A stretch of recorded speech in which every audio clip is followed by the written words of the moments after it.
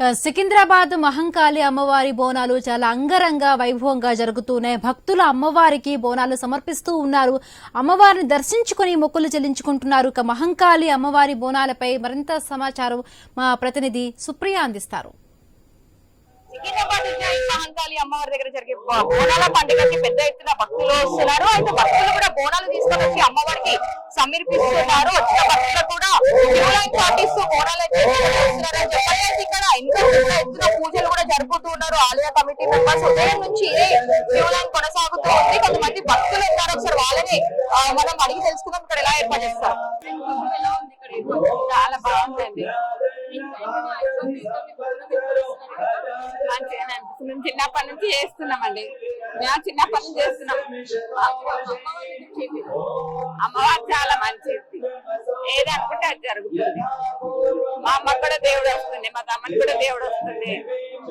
కానీ ఇప్పుడు లేరు ఈ సంవత్సరం.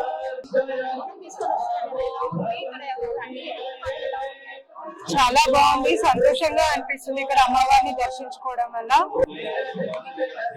ఫస్ట్ టైం తీసుకురావడం, అరేంజ్మెంట్స్ బాగున్నాయి, చాలా బాగుంది. మహంకాళి టెంపుల్ మంచిగా దర్శనం. ఈసారి వచ్చినాం ప్రతిసారి 3కి లేచి బోనం చేసినాం. ఇక్కడ వచ్చిన భక్తులు కూడా వాళ్ళు ఎంతో సంతోషంగా ఉన్నారని చెప్పాలి. అయితే వచ్చిన భక్తులకి కూడా ఎలాంటి ఇబ్బంది కలగకుండా మాత్రం అధికారులు పూర్తి ఏర్పాట్లు చేశారు. అమ్మవారి ఉజ్జయిని మహంకాళి ఆలయం దగ్గర అవతల చూసుకుంటే కూడా మనకు మొత్తము రకరకాల పూలతో కూడా అలంకరణ పూర్తి చేశారని చెప్పాలి.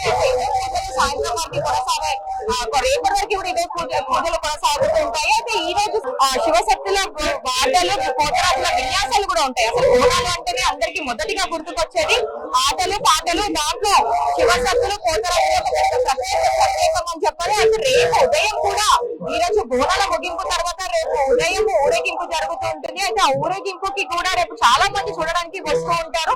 సికింద్రాబాద్ బోనాలు అంటే హైదరాబాద్ వాసులే కాదు, నన్ను మూలల నుంచి పలు రాష్ట్రాల నుంచి కూడా ఇక్కడికి వచ్చి వాళ్ళు ఎంతో భక్తి శ్రద్ధతో పూజలు చేసుకుంటూ ఉంటారు. తర్వాత రేపు జరిగిపోయే ఊరేగింపుకు కూడా చాలా మంది ఇక్కడికి వచ్చి చూస్తూ